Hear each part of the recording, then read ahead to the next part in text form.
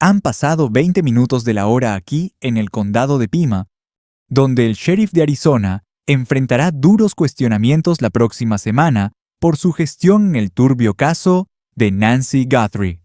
La madre de la presentadora, Savannah Guthrie, fue vista por última vez aquel 31 de enero.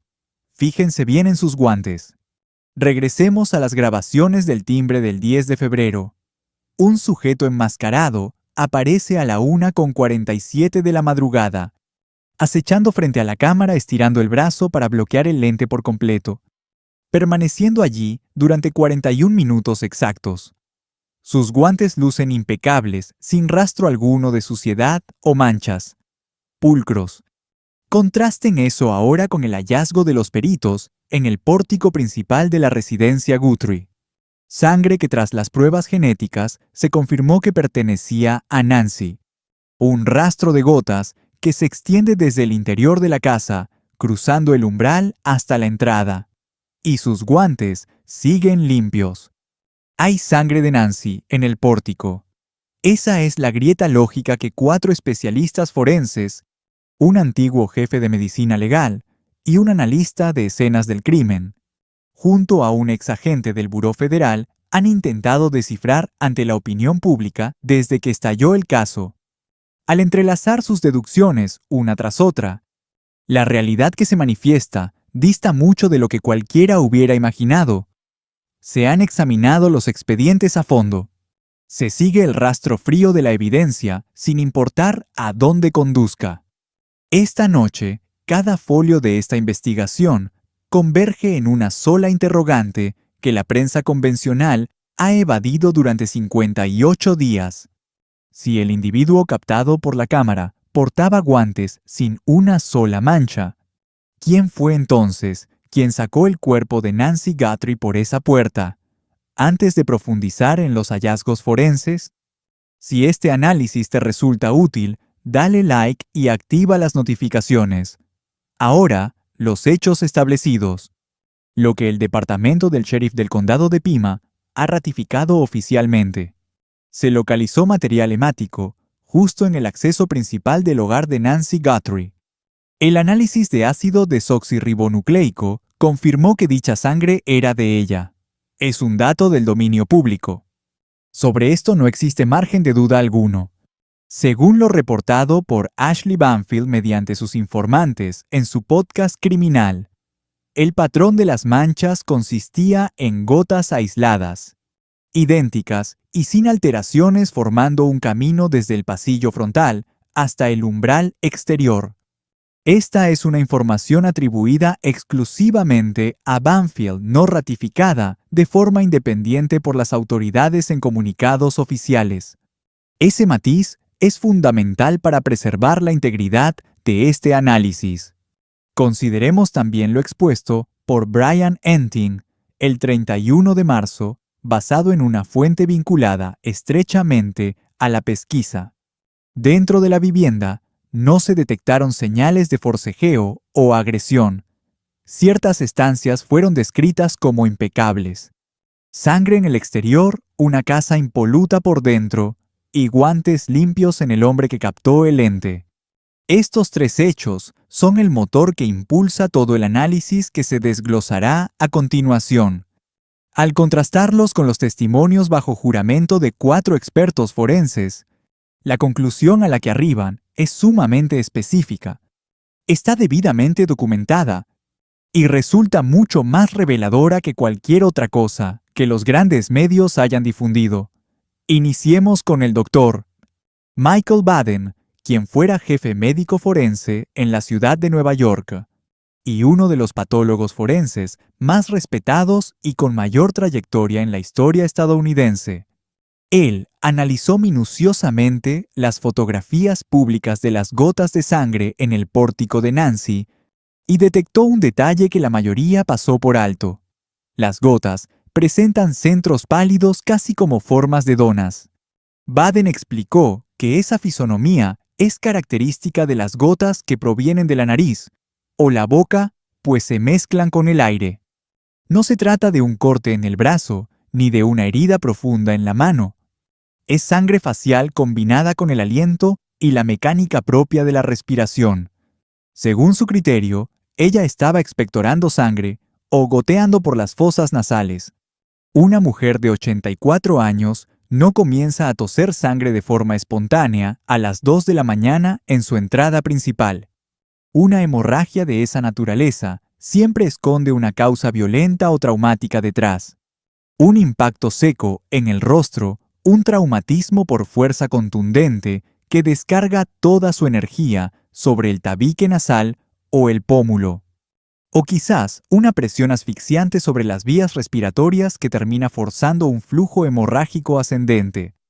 Para Ben, la disposición de estas gotas es un indicio irrefutable y propio de un escenario de rapto violento.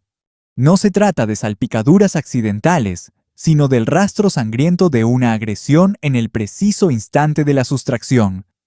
Por su parte, la científica forense Amy Santoro, de la Unidad 18 Gator, sometió las mismas evidencias fotográficas a un análisis riguroso.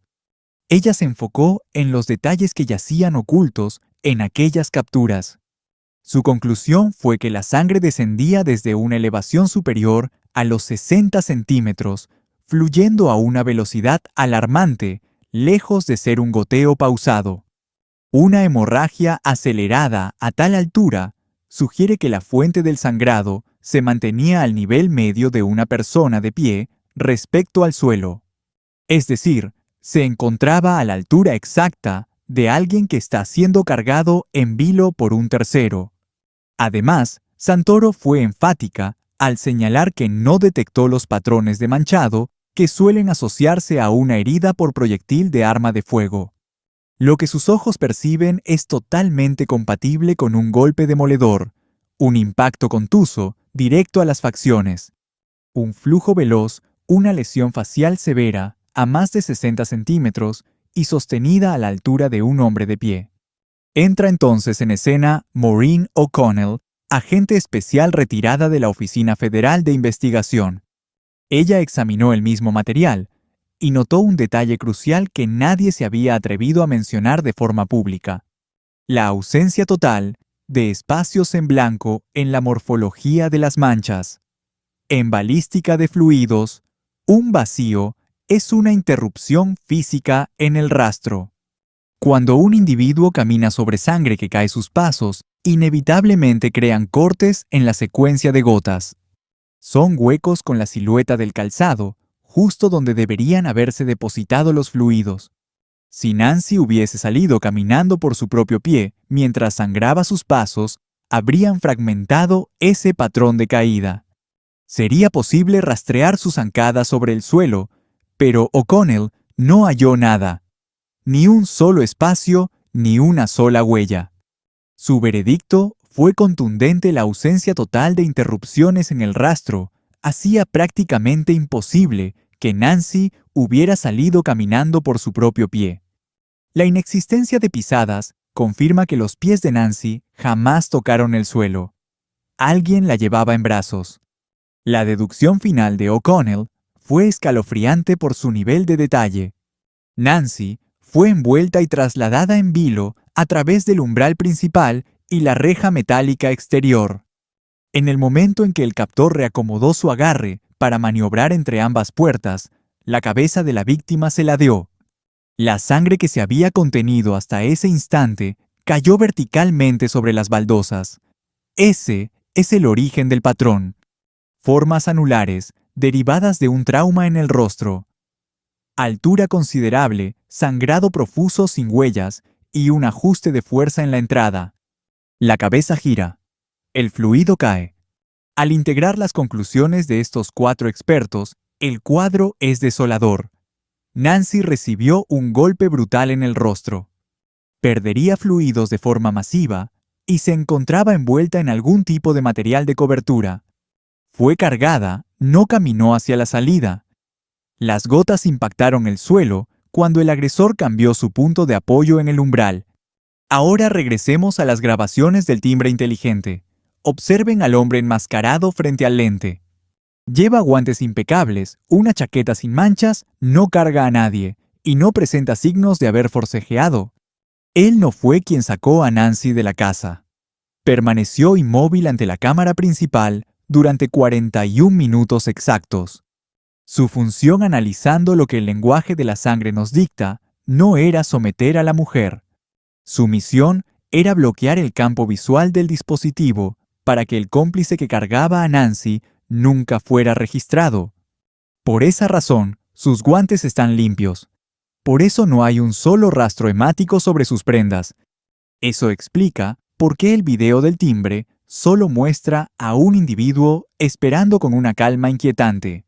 Un hombre sereno ante un sensor y no a alguien enfrascado en una lucha violenta contra una mujer de 84 años. El rastro en el porche nos revela que hubo alguien más allí, una sombra que la cámara nunca llegó a detectar. Ahora, es momento de analizar lo que sucedía en los accesos posteriores de la vivienda. La hija de Nancy reveló en entrevista pública que al llegar a la propiedad la mañana en que se reportó la desaparición, las puertas traseras se encontraban bloqueadas deliberadamente para permanecer abiertas. Se utilizó un objeto para asegurar que no se cerraran. El sujeto de la máscara entró por el frente. Eso es un hecho probado. Sin embargo, las entradas de atrás ya estaban preparadas cuando la familia arribó a la mañana siguiente. ¿Quién dejó abiertas esas puertas si el hombre del video nunca se alejó de la entrada principal? El antiguo agente federal, Raymond Carr, declaró a News Nation que duda que las puertas traseras fueran una salida. Sostiene que funcionaron como acceso, permitiendo que otros implicados se infiltraran silenciosamente en la residencia. Un segundo. Sujeto ya se ocultaba dentro de la propiedad antes de que los sensores captaran actividad alguna. Alguien que entró por detrás, posiblemente con horas de antelación, aguardando en las sombras mientras el cómplice encapuchado inutilizaba la vigilancia frontal. El enmascarado cegó la lente. El intruso interior sometió a Nancy rápidamente. La envolvieron para luego cargarla a través del acceso principal del domicilio. La sangre manchó el suelo cuando reajustaron el peso al cruzar el portón. El hombre del video no era quien cargaba a Nancy, él solo custodiaba el frente. Su papel era anular las cámaras para que el traslado del cuerpo jamás fuera registrado. Al menos 2 personas, uno afuera y otro adentro. La cámara delató a uno, la sangre expuso al otro. El reporte de Brian Entin del 31 de marzo contiene una palabra clave ignorada. Una fuente del caso confió a Entin que el interior no mostraba indicios de violencia. Diversas habitaciones fueron descritas como impecables sin desorden alguno. Sangre afuera, orden adentro. Esta es la lógica que une ambas realidades. Si el rastro interno fuera mínimo, apenas unas gotas tras el umbral, la casa parecería intacta para los oficiales que buscaban a una persona desaparecida. Sin muebles derribados, ni vidrios rotos o forcejeos evidentes. Todo luce limpio, pero para los expertos, los agentes de homicidios que llegaron después, esos rastros cerca de la entrada delataban el inicio de un camino hacia el exterior. Esto implica que la agresión no se desató en la sala principal. No ocurrió en la alcoba, sino justo en el marco de la puerta. La evidencia brotó en el instante exacto en que Nancy era sacada de su hogar. No hubo una pelea prolongada por toda la estructura de la casa. Fue una extracción quirúrgica que dejó rastro cuando su rostro sufrió un impacto o presión fatal.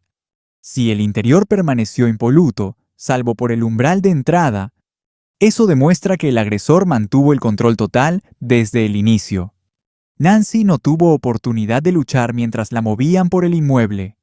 Fue neutralizada de forma veloz y sumamente eficiente. La sangre solo apareció al cruzar la puerta. Analicemos ahora el marcapasos. El equipo médico de Nancy se desconectó de su teléfono a las 2:28. Eso ocurrió 41 minutos después de que la cámara fuera apagada. La tesis común sugiere que Nancy fue alejada del rango de frecuencia Bluetooth. Dicha señal cubre unos 30 pies. Ella simplemente fue retirada de la zona. El marcapasos perdió conexión por la distancia, pero existe una segunda teoría.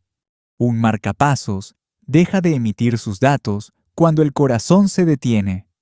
Nancy tenía 84 años, dolores de espalda y movilidad limitada. Dependía de fármacos diarios y de ese aparato para regular un corazón ya debilitado. Si fue golpeada con tal fuerza que provocó una hemorragia inmediata, ese sangrado que Santoro describió como súbito, ¿pudo el impacto haberla matado? Una mujer de 84 años con problemas cardíacos golpeada en el rostro en plena madrugada. Se encontraba en pijama vulnerable ante la oscuridad de la noche privada de sus aparatos auditivos y sin acceso a sus fármacos vitales. El impacto emocional y el trauma físico. La reacción visceral de un corazón que, dependiendo de una máquina, sufre de pronto una sacudida violenta e inesperada. La señal del marcapasos se interrumpió abruptamente a las 2:28 de la madrugada. 41 minutos de silencio. Ese corte solo tiene dos explicaciones: alejaron a Nancy del rango de conexión, o sencillamente el pulso se detuvo. Observen ahora la medicación. Permanece allí olvidada sobre la encimera de la cocina. 58 días han pasado, y la lógica es fría. Si la intención era mantener a Nancy con vida, habrían llevado sus medicinas. Bastaban escasos 5 segundos para tomarlas antes de cruzar el umbral hacia el exterior. Pero las dejaron atrás. En su lugar, la nota de rescate exigía $6 millones en Bitcoin. La billetera digital ha permanecido en cero absoluto desde su apertura, incluso tras cumplirse 2 plazos fatales. Han transcurrido 58 días mientras la familia sostiene públicamente que no pagará nada. Kurt Dapp, veterano detective de homicidios del condado de Pima, junto al perito forense Andrew Bringwell y el antiguo agente federal Harry Trombidas, han declarado que este suceso no muestra el comportamiento típico de un secuestro extorsivo llevado a su conclusión. Aquellos fármacos abandonados deliberadamente en la cocina, esa cuenta de criptomonedas sin fondos y la ausencia total de una prueba de vida real revelan que tanto el análisis forense como la línea de investigación apuntan hacia un mismo y oscuro destino. Analicemos ahora qué nos dicen estos 7 fragmentos de conocimiento operativo sobre el perpetrador. El perro de la casa había muerto en diciembre. Solo alguien habitual sabía que ella se quitaba los audífonos al llegar la hora de dormir. Era un secreto de alcoba. Además, las cámaras carecían de una suscripción activa para respaldar grabaciones en la nube. Únicamente alguien que hubiera inspeccionado el sistema desde adentro poseía ese dato técnico. El esquema de sus medicinas dictaba una ventana de tiempo donde su vida pendía de un hilo. Solo alguien familiarizado con la salud de Nancy lo comprendería. El portón principal podía ser manipulado sin fuerza desde el interior. Un detalle que solo conoce quien ha cruzado esa entrada repetidas veces. Las puertas traseras permitían ser bloqueadas desde dentro. Solo quien conociera la arquitectura íntima del hogar sabría cómo y dónde colocar esos bloqueos estratégicos. Hablamos de información privilegiada, de una precisión casi quirúrgica, el tipo de conocimiento que no se obtiene vigilando la fachada desde la calle durante 3 semanas. El exagente del Buró Federal de Investigaciones, Steven Rogers, compartió su análisis con Televisión Insider. Rogers sospecha que es muy probable que alguien cercano a Nancy Guthrie, con acceso directo a su entorno doméstico, estuviera involucrado. El experto señaló como personas de interés a los empleados de mantenimiento del hogar, al personal de asistencia sanitaria, trabajadores encargados del jardín o del cuidado de la piscina, individuos que orbitaban su vida diaria con motivos legítimos y documentados para estar presentes en la propiedad. El ejecutor que operaba dentro de la casa, aquel que las cámaras nunca detectaron, fue quien aplicó esos 7 puntos de conocimiento clave. No el sujeto frente al lente, sino el que actuaba desde adentro. Abordemos ahora el enigma del atuendo, pues este detalle no ha recibido el rigor analítico que la investigación demanda. El hombre captado por el video del timbre llevaba una mochila de marca económica de $20 comprada en un supermercado. Portaba una funda de arma barata mal ajustada y colocada de forma incorrecta en su cintura. El costo total de su equipo era de apenas $70. En Internet lo llamaron torpe impulsivo y de bajo perfil criminal. Pero consideren por un momento la interpretación opuesta de esta escena. Si el intruso se hubiera presentado con equipo táctico profesional, visores nocturnos, armamento con silenciador y chalecos de asaltos, el perfil conductual del buró describiría de inmediato a un individuo culto disciplinado y con entrenamiento militar. Ese perfil acota el círculo rápidamente, rastrea bases de datos y genera una búsqueda de sospechosos sumamente focalizada. Sin embargo, con $70 de ropa barata, el perfil sugiere a un criminal desorganizado e impulsivo, alguien con poca sofisticación y escasa preparación intelectual. Así las autoridades buscan a delincuentes comunes en lugar de perseguir al estratega metódico que dedicó 3 semanas a desmantelar la seguridad de una mujer de 84 años. Eso no es torpeza. Es un disfraz psicológico ejecutado con una frialdad absoluta. Ese atuendo fue diseñado meticulosamente por alguien que comprende a la perfección la psicología del perfilamiento criminal. Se trata de la misma persona que dominaba los puntos ciegos, los accesos traseros y la ubicación exacta de las cámaras. Alguien que incluso estaba al tanto del uso de los audífonos médicos. Aquel individuo entendía cómo el Buró Federal construye sus perfiles de conducta y vistió al hombre del Porsche con un perfil falso deliberadamente. El arquitecto de este plan fue quien se encargó de preparar cuidadosamente al operativo. La mente maestra eligió tanto la vestimenta como la presencia de sangre en la entrada de la casa. Esa mancha en el porche que la pulcritud del hombre de los guantes limpios no puede justificar fue el único factor que escapó a su control. ¿Cuál crees que fue el destino final de Nancy Guthrie? Escribe tu teoría en los comentarios. Se presentan 3 escenarios posibles. Escenario 1. Nancy salió de la propiedad con vida y la sangre pertenece a una agresión que no resultó letal. Fue retirada de la escena mientras aún respiraba para ser trasladada y mantenida en cautiverio. El marcapasos perdió su conexión en el momento en que ella fue alejada del rango de alcance inalámbrico. Escenario 2. Nancy falleció dentro de la vivienda o justo al cruzar el umbral. El impacto en su rostro sumado al pánico y al efecto en un corazón ya debilitado resultó ser fulminante. La señal del marcapasos se interrumpió debido a que su ritmo cardíaco se detuvo por completo. El rastro de sangre en el porche es la evidencia de un cuerpo siendo arrastrado. El rescate fue una farsa creada después del hecho. Dejaron los medicamentos atrás simplemente porque ya no eran necesarios. Escenario 3. Nancy quedó herida de gravedad pero no murió de inmediato.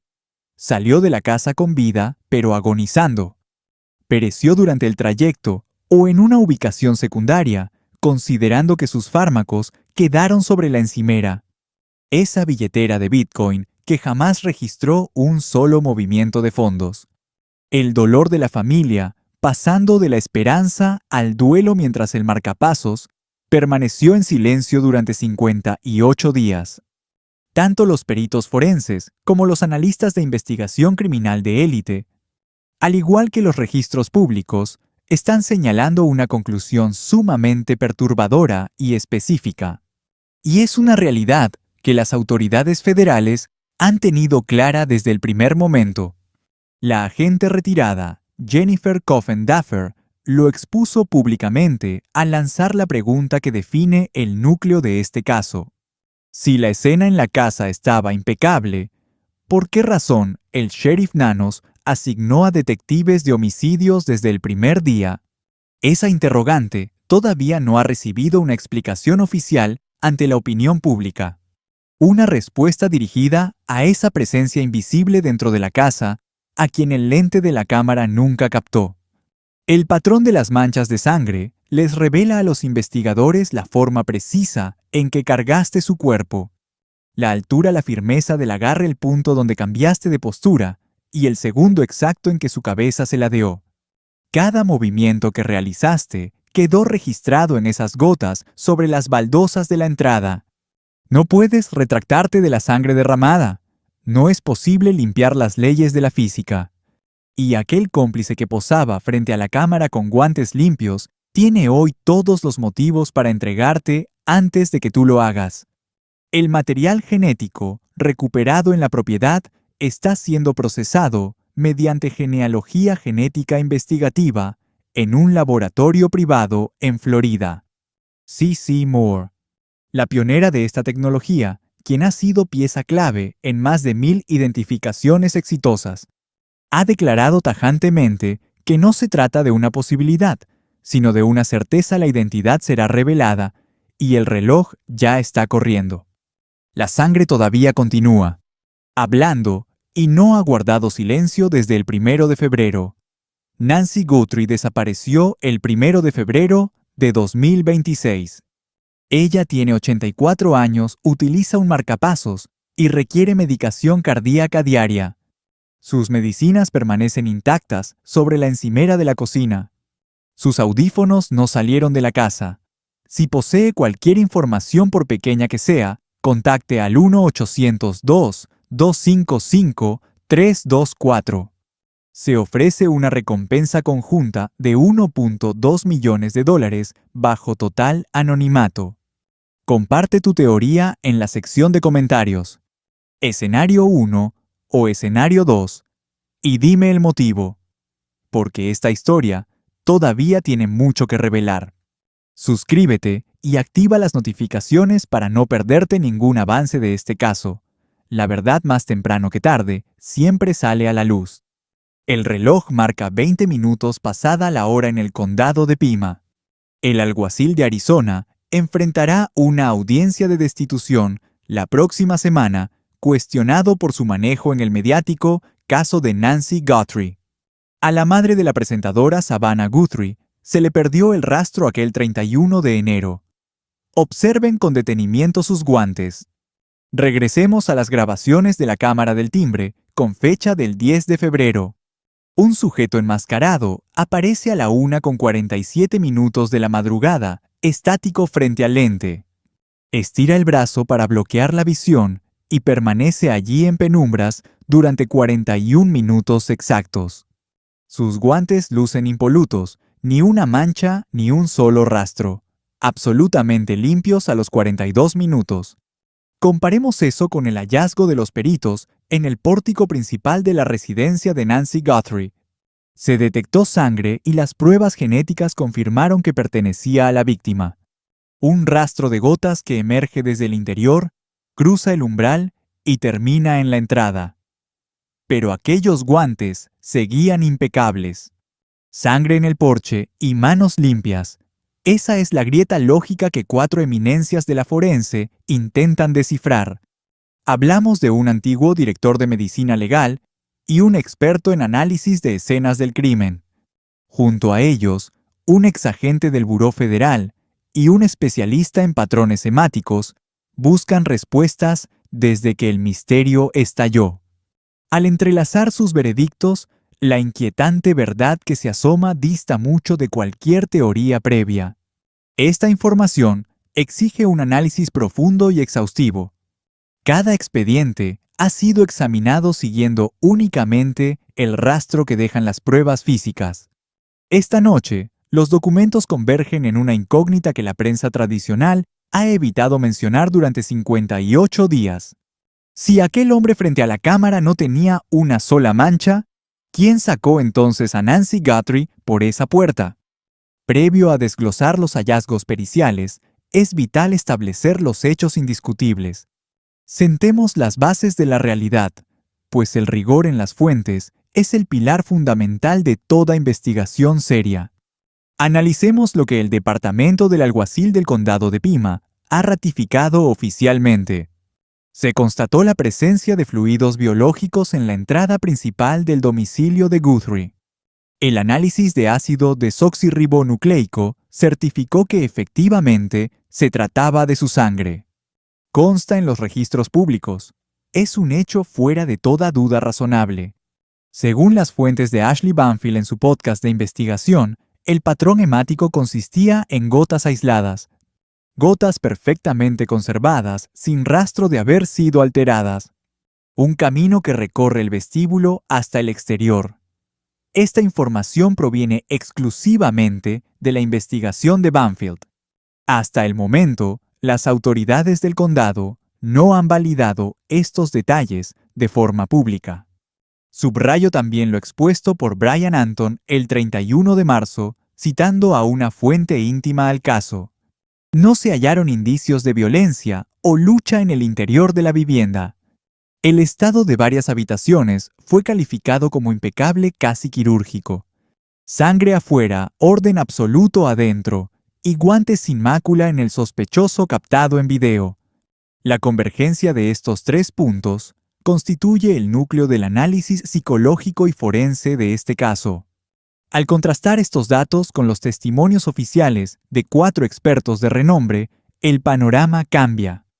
Todo apunta hacia una dirección específica debidamente documentada en los informes, una revelación mucho más trascendental que cualquier narrativa presentada por los medios masivos.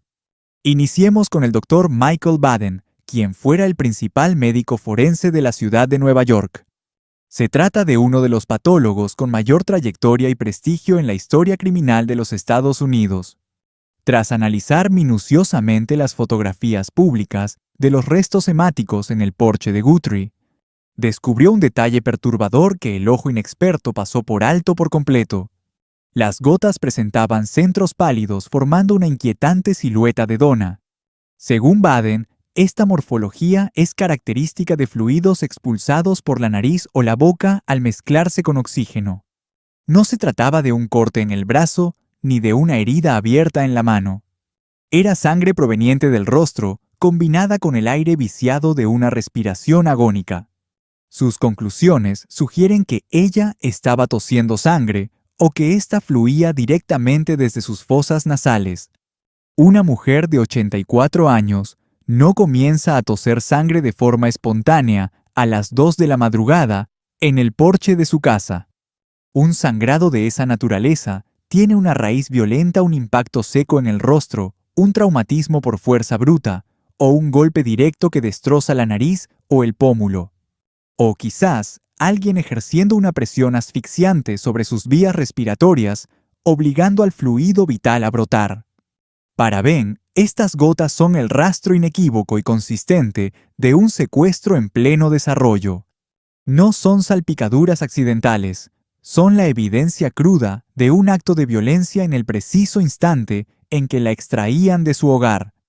Ahora bien, la científica forense Amy Santoro, con 18 años de experiencia como investigadora de escenas del crimen, analizó minuciosamente las mismas fotografías. Su conclusión fue que la sangre caía desde una altura superior a los 60 centímetros. Además, señaló que Nancy estaba sufriendo una hemorragia sumamente rápida. No era un goteo pausado. Un flujo veloz a esa altura indica que el origen estaba a nivel de alguien de pie, no en el suelo. El cuerpo no estaba pegado al piso, sino suspendido a la altura de una persona que es transportada en vilo. Santoro también aclaró que no observó el tipo de manchas que se asocian típicamente con una herida por arma de fuego.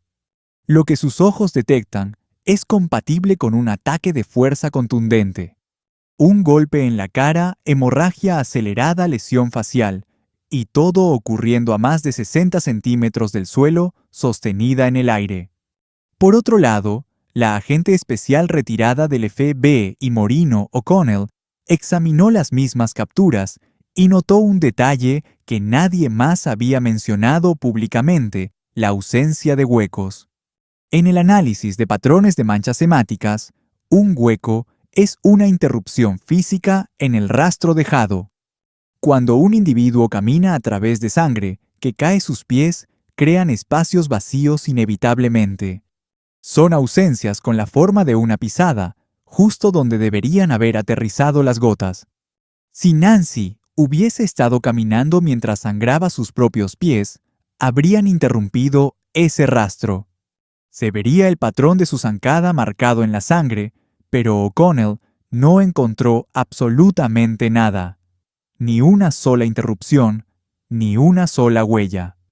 La agente fue categórica: la ausencia absoluta de huecos en el rastro hacía prácticamente imposible que Nancy hubiera salido por su propio pie. La falta de huella significa que los pies de Nancy jamás tocaron el pavimento. Ella estaba siendo cargada. La conclusión de O'Connell fue de una precisión escalofriante. A Nancy la envolvieron y la sacaron por la puerta principal mientras la cámara de seguridad permanecía bloqueada durante 41 minutos. La función de aquel hombre, basándonos en lo que nos dice el lenguaje de la sangre, no era someter a Nancy. Su labor era cegar el lente para que el individuo que cargaba a la mujer nunca fuera captado en video. Por eso, sus guantes están limpios. Esa es la razón por la cual no hay rastro de sangre sobre él. Por eso las imágenes del timbre muestran a un hombre parado con total calma frente a la cámara, y no a alguien en medio de un forcejeo violento con una anciana de 84 años. La sangre en el porche delata que alguien más estuvo allí, una sombra que la cámara nunca llegó a ver. Ahora pongamos el foco en las puertas traseras. Savannah Guthrie reveló este dato perturbador en una entrevista pública. Cuando la familia llegó a la propiedad, la mañana en que se reportó la desaparición de Nancy, las puertas de atrás estaban bloqueadas para permanecer abiertas. Alguien colocó algo para asegurar que no se cerraran. El sujeto enmascarado entró por el frente. La cámara es prueba de ello. Pero las puertas traseras ya estaban entreabiertas cuando la familia se presentó al día siguiente. ¿Quién preparó esas puertas si el hombre de la máscara estaba ocupado en la entrada principal? El ex agente especial del FBI, Raymond Carr, declaró a News Nation que no cree que esas puertas fueran una ruta de salida. Él está convencido de que representaron el punto de entrada, la vía por la cual otros individuos fueron conducidos al interior. Una segunda persona que ya se encontraba dentro de la casa. Alguien que entró por la parte posterior, posiblemente horas antes de que la cámara empezara a grabar, y que aguardaba en el interior el momento en que el cómplice enmascarado llegara al frente para anular la vigilancia. Mientras el hombre de la máscara inutilizaba el dispositivo de seguridad, el intruso que ya estaba dentro sometió a Nancy, la envolvió y la sacó en brazos por la puerta del frente. La sangre se derramó sobre las baldosas en el momento exacto en que reajustaron el peso del cuerpo al cruzar el umbral y la reja. Manchas de sangre sobre las losetas delatan un forcejeo violento entre el umbral y el portón. El individuo captado por la cámara del timbre no era el mismo que cargaba el cuerpo de Nancy. El sujeto que aparece en la grabación solo se encargaba de vigilar la entrada principal. Su función era neutralizar los sistemas de seguridad para que la persona que trasladaba a Nancy jamás fuera registrada por las lentes. Actuaron al menos 2 perpetradores, uno apostado afuera y otro operando en el interior. Mientras la cámara delataba a uno el rastro de sangre, terminó exponiendo al otro. Analicemos ahora el informe de Brian Anton del 31 de marzo, y una palabra que no ha recibido la relevancia que amerita. Una fuente vinculada a la pesquisa reveló a Anton que el interior de la residencia de Nancy no presentaba vestigios de un ataque violento. Ciertas habitaciones fueron calificadas como impecables. Sangre en el exterior, orden absoluto en el interior. Existe una explicación que concilia ambos hallazgos. Si la presencia hemática dentro de la casa fue mínima, apenas unas cuantas gotas desperdigadas justo tras el umbral de la puerta, la propiedad parecería inalterada para los oficiales que arribaron esperando encontrar a una persona extraviada. Sin muebles volcados, sin cristales rotos, sin rastro alguno de un forcejeo violento en las profundidades del hogar. La escena luce limpia a simple vista, pero un equipo más experimentado en este tipo de sombras. Los investigadores de homicidios convocados posteriormente encontrarían esa pequeña mancha cerca de la entrada, coincidiendo con el inicio de un rastro que se prolonga hacia la calle. Esto implica que la agresión no ocurrió en la estancia principal ni en el dormitorio. Sucedió en la puerta, o apenas cruzándola en el preciso instante en que Nancy era extraída de su hogar. Fue en ese momento cuando el flujo de sangre comenzó a brotar. La confrontación no consistió en una pelea que recorriera toda la casa. Se trató de una extracción controlada en la entrada principal que generó sangre cuando su rostro golpeó algo o cuando la presión en sus vías respiratorias provocó la hemorragia. Y si la residencia estaba impecable en todas partes excepto en el umbral, eso nos revela que el agresor mantuvo el dominio absoluto de la situación desde el principio. Nancy no tuvo oportunidad de luchar a través de las habitaciones. Fue sometida de forma rápida y letalmente eficiente. El rastro biológico solo se manifestó cuando ella estaba siendo desplazada por la puerta. Hablemos ahora del marcapasos. El dispositivo cardíaco de Nancy se desvinculó de la aplicación de monitoreo a las 2:28 de la madrugada, exactamente 41 minutos después de que la cámara se apagara a la 1:47. La teoría convencional sostiene que Nancy fue alejada del radio de cobertura del Bluetooth. El Bluetooth posee un alcance de aproximadamente 30 pies. Simplemente se la llevaron de la vivienda. El marcapasos perdió la conexión porque ella ya no se encontraba cerca del teléfono móvil. Sin embargo, existe una segunda posibilidad mucho más inquietante. Un marcapasos deja de transmitir cuando el corazón se detiene. Nancy tenía 84 años, padecía dolores severos de espalda y movilidad limitada, además de requerir medicación cardíaca diaria, que según confirmaron los investigadores era vital. No podría sobrevivir ni 24 horas sin que el marcapasos regulara un corazón que ya se encontraba seriamente comprometido. Si alguien la golpeó en la cara, con la fuerza suficiente para causar un sangrado súbito, ese tipo de hemorragia que Santoro describió como algo sumamente rápido. ¿Pudo ese impacto haber resultado fatal de inmediato?